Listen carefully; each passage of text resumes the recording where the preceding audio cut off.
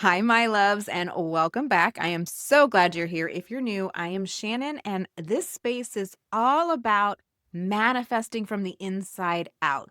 That means no forcing, pretending, and definitely not skipping the deep stuff.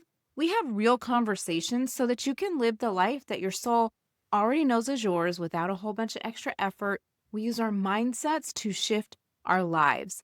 And today we're going to talk about the most popular subject that is going around right now, but it's something that my clients inside the Vision Lab use all the time, and that's vision boards. So we're going to be focused on that today because every year around this time, this suddenly becomes everybody's personality trait.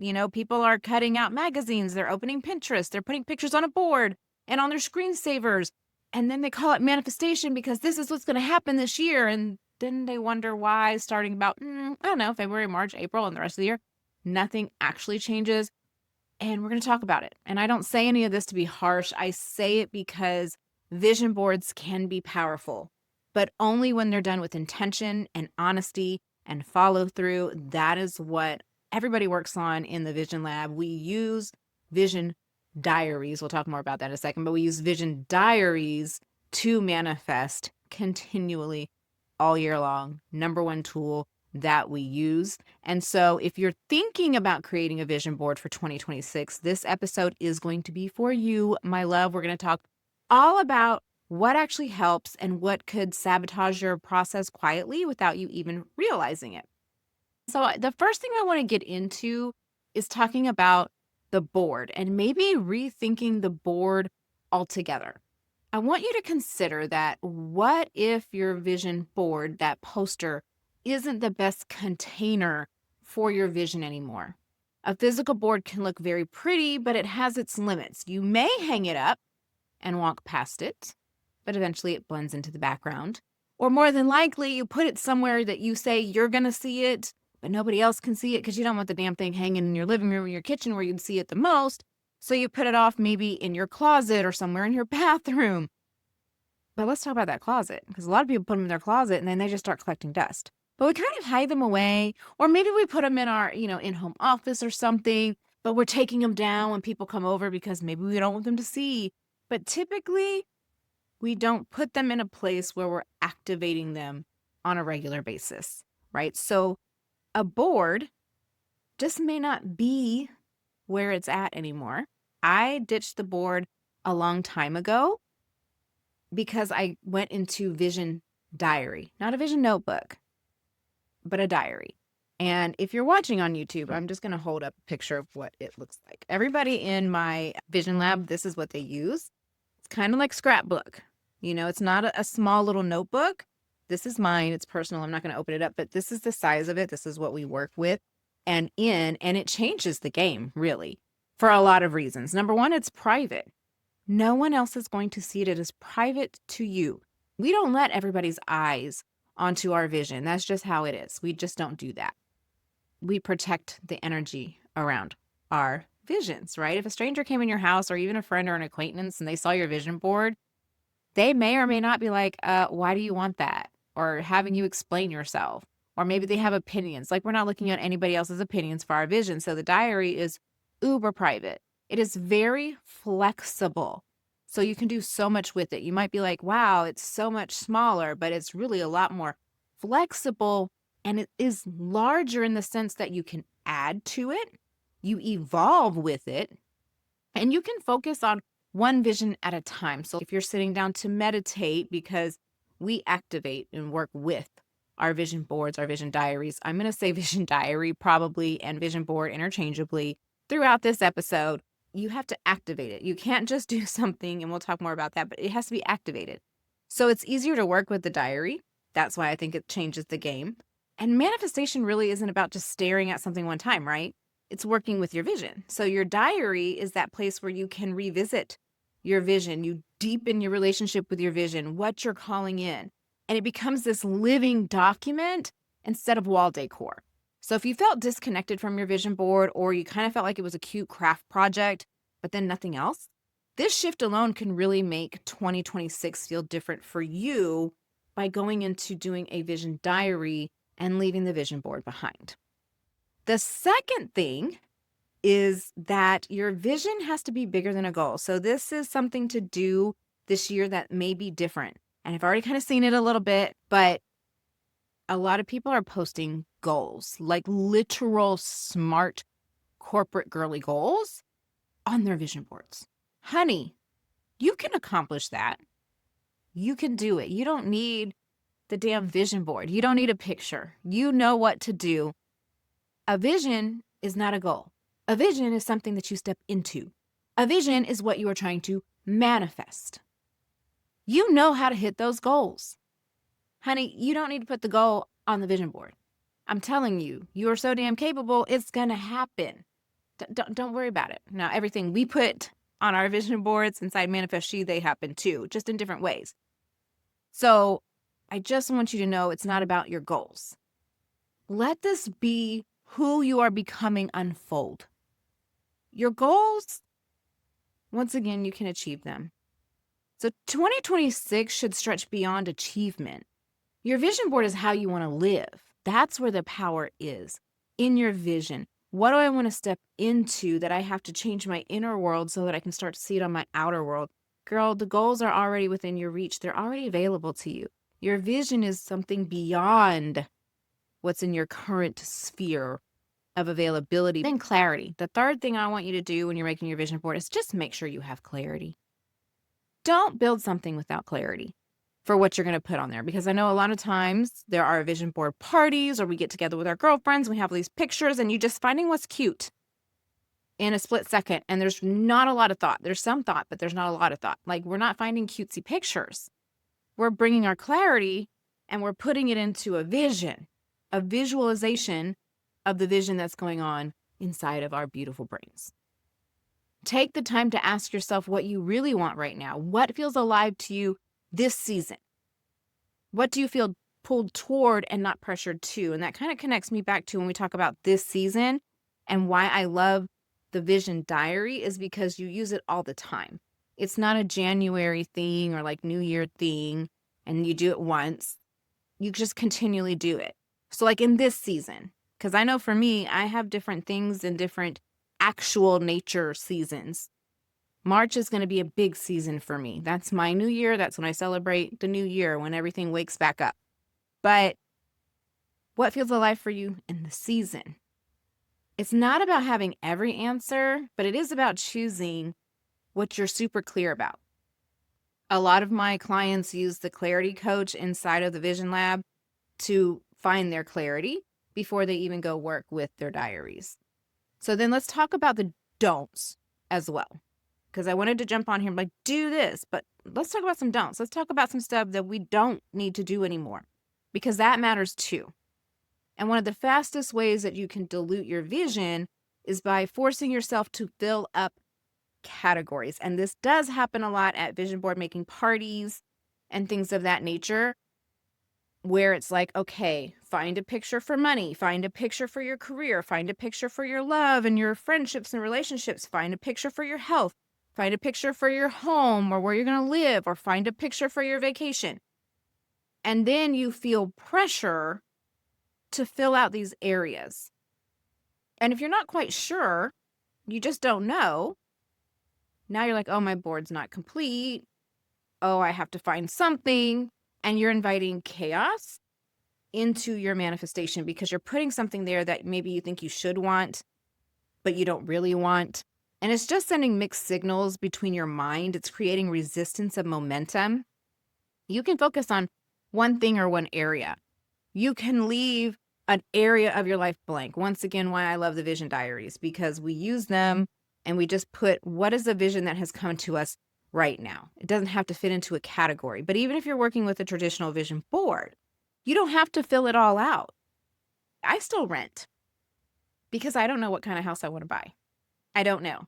I have over the years had experiences of different things I want, but I'm a new empty nester. And we rented where we wanted our kids to go to school, but we knew we didn't want to stay like in that area forever, just like where we wanted our kids to go to school at. So we knew the area we lived in wasn't our forever place.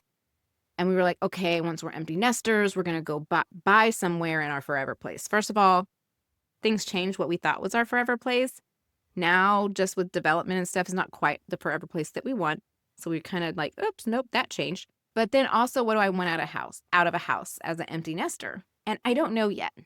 Like, there's certain things that I know, but there's some things that I don't know.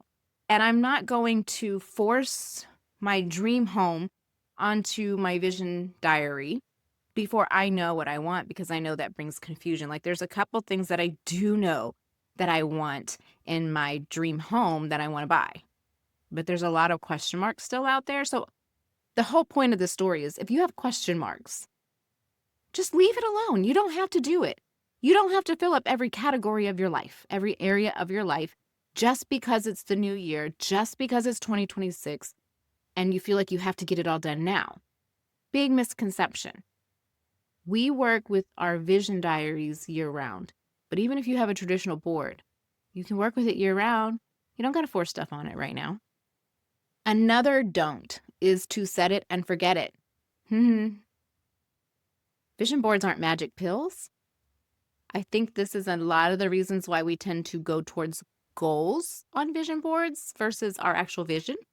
We play it safe and say, if I set this goal, I know I'm going to accomplish it in the year. And so when I go look at this vision board that I'm not going to look at after the day I make it, but when I go back and look at it, on December 31st of 2026, I can mark off all the stuff that I needed, the goals I was going to reach, that kind of thing.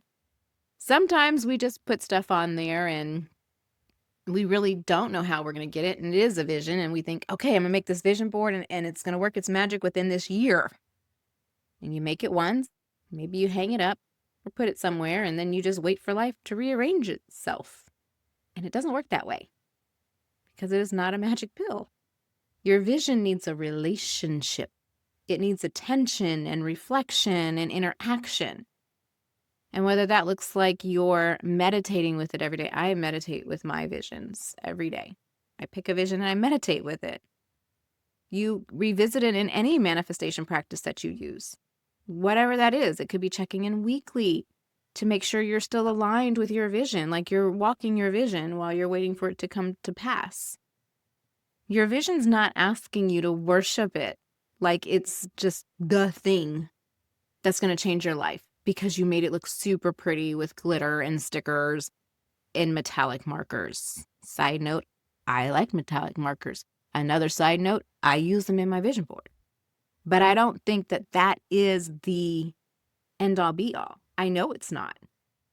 Your vision is asking you to work with it, to be engaged with it, not just a craft project. The final thing is, I don't want you to get lost in wishful thinking. Can I say that one more time? Please don't get lost in wishful thinking. This one is kind of nuanced, so I want you to stay with me for just a second. Your vision board should go beyond what feels easy. Yes, it should go beyond those goals that you know you can cross off your list by following the steps that you know to follow. It should stretch you. So it should go beyond what feels easy. It should stretch you. It should invite more than you've ever experienced before. But there's a difference between expansion and fantasy. Okay? If you put things on your vision that you don't believe are possible at all, like you have no belief in this at all, it just looks really nice. Boy, that would be nice. Your subconscious is not feeling inspired. It's feeling disconnected. And around here, we work with our subconscious minds to bring our visions to life. It's about building belief to open your world step by step. And you don't do that by throwing a fantasy on there that you don't even think is possible at all. Like, are you really going to put on there that you're going to win the Powerball if you totally don't think you're going to win the Powerball? Why are you putting on there a 17-room mansion and you never can even picture yourself living in a 17-room mansion? Like, that's what I mean when I say fantasy. So we're not putting goals. Girl, you can get the goal. And sometimes it's reaching goals hard and it takes hard work. Yes. But we're talking about expansion beyond what's within our power to currently do, right? So that's what you put your vision, but you don't put a fantasy. Like, you don't expand so far beyond yourself that you don't even think it's possible for yourself. Okay? The vision should be like, I don't know exactly how, but I know there's a way. Like, that's where the momentum lives. Like, it's going to open up to me. I'm going to bring it in. I'm going to manifest it. I'm going to see more. We talk about how our brain sees and how we react to our 3D world and how we experience our 3D world on the podcast a lot. So there's tons of episodes you can listen to about that. Just go back and binge them all. Speaking of binge, totally off topic. I'm totally squirreling today, but I decided New Year's Eve that I was going to start watching Stranger Things at like 10 o'clock at night. I'm now at season 5. Totally binged like seasons 1 through 4 in a few days. Okay. But anyway, if any of y'all are Stranger Things fans, we might have something to talk about soon once I'm done season 5. So let's just recap real quick before we close today that maybe a board isn't what you need. Maybe switching over to a diary will serve you better this year. I'm a big fan of the Vision Diary, so I encourage you to try it. Number 2 is that your vision has to be bigger than a goal. Remember, you're stepping into a vision. Number 3 thing to do is make sure you are clear on what you want before you start putting anything down for your vision. Make sure you're super clear and it's what you want, not what other people want for you, but what you want. The don'ts are feeling like you have to fill up every category or force yourself to pick something just so you can fill out all the areas of your life. Remember, just focus on what you're feeling right now, what you want at this moment that you're clear about. Another one, make sure you're not setting it and forgetting it, but you're working with it with your manifestation practices to activate it, because it's not, magic when you just paste it down. You have to work with it. And then don't get lost in the wishful thinking either when you're putting stuff on there. There's like this fine line balance between goal setting, having your vision, and wishful thinking. Make sure you're staying within that vision. It doesn't have to be perfect. It needs to be intentional. And if you need help with anything to make your vision board so it can be intentional, from creating it to activating it, I do invite you to join the Vision Lab. I will put it down in the show description. You can get it there, but it has many different sessions that you can use. It has the affirmation alchemist to activate that vision of yours. It has the clarity coach. It has the worthiness mirror. It has the money reprogrammer. It has all of these sessions within it that you can work with to guide you to putting stuff onto your vision board and beyond, right? Because we don't just put pictures, there's stuff that goes along with it. So you can get the Vision Lab now. I just want you to know that your vision should feel grounded, not chaotic, and you don't have to decide everything right now for this year. Just decide what vision you want to step into, put that down, and when new visions or new desires arise, go back to it. It's not a one and done thing. Okay, love you, and I'll talk to you next week.